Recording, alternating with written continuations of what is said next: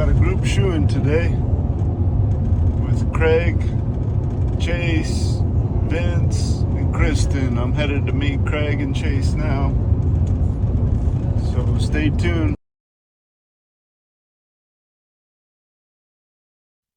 Okay, before we get into our day of shoeing up in Los Alamos, I figured I'd show the night before.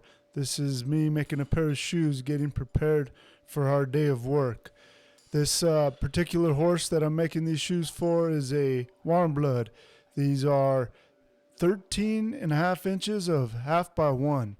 So he tends to wear out his shoes, so we figured we'd make a heavy set of hind shoes for him and he can make it through the shoeing. This will be a pair of 3/4 folded shoes. Here I am quenching off my bar stock, trying to get an even heat, and upsetting for a nice thick toe. All right, enjoy.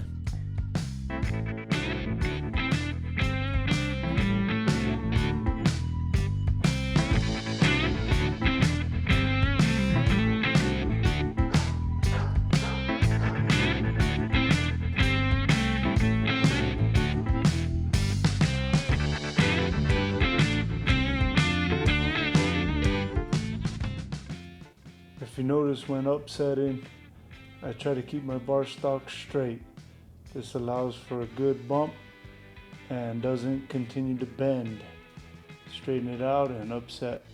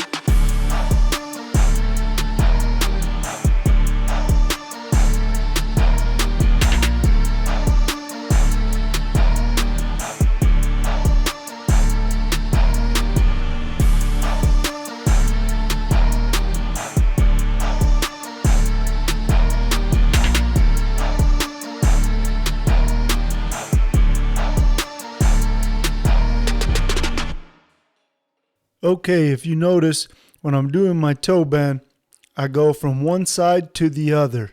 I swap back and forth, and what that does is that allows me to bend the toe evenly around my center mark and not have more arc on one side of that center mark than the other.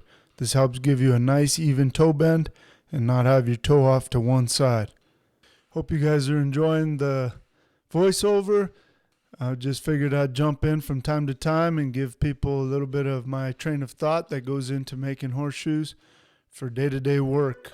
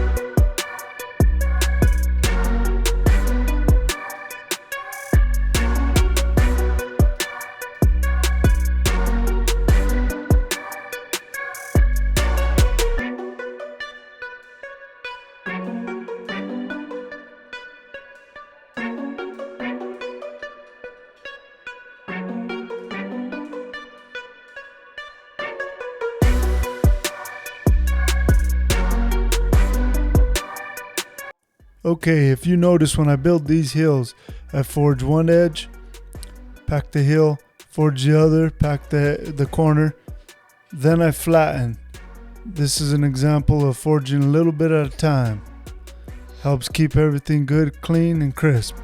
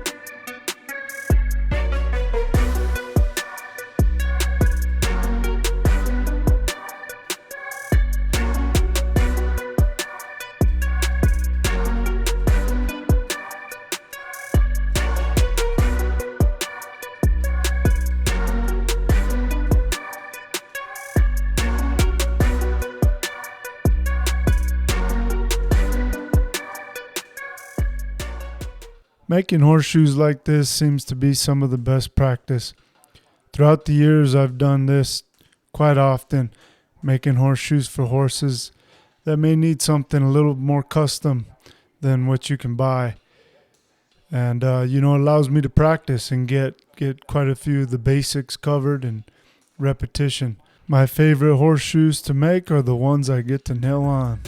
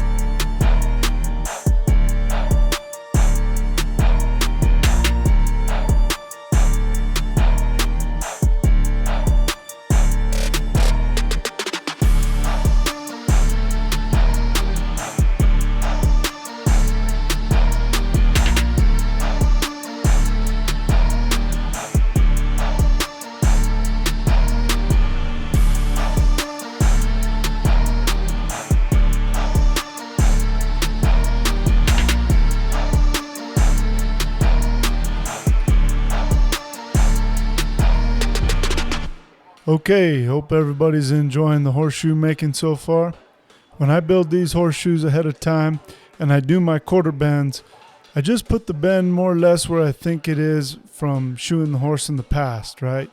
From what I can remember.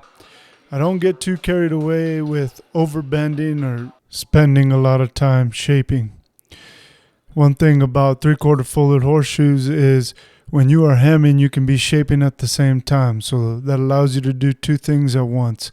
When you're working the horn hemming, you can be shaping as well. So you're getting that shape for the foot that you were trying to fit. Also, I don't want to be spending a bunch of time shaping a shoe in the shop, and then when I go to the horse, I have to reshape everything I did. So I keep everything pretty simple, build it as efficient as I can, and keep moving forward.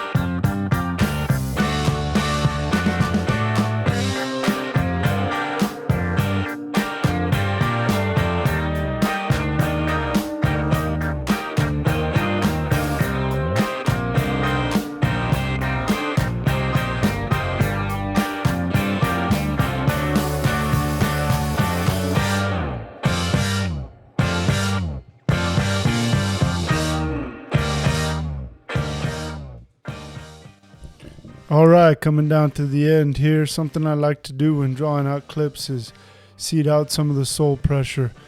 When I draw my source, I aim straight for the corner. I want the round side of my ball peen or cone hammer to hit the edge of the anvil. That'll allow that material to forge out quickly.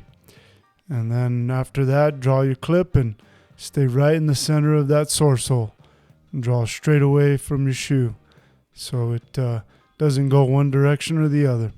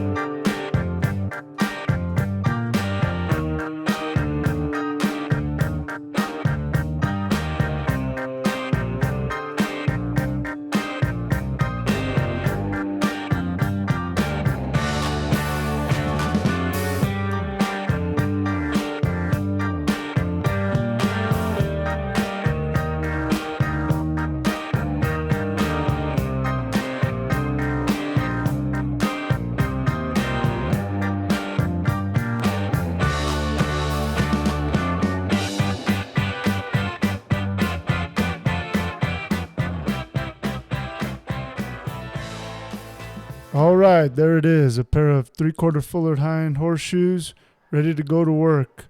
Next coming up, our trip to Los Alamos. We're headed to Los Alamos. We got Captain Craig. Captain Craig. We got the Oso back there. He's like a prisoner, no windows. No windows. Maybe we'll get somebody. You only get to look forward in the creeper van.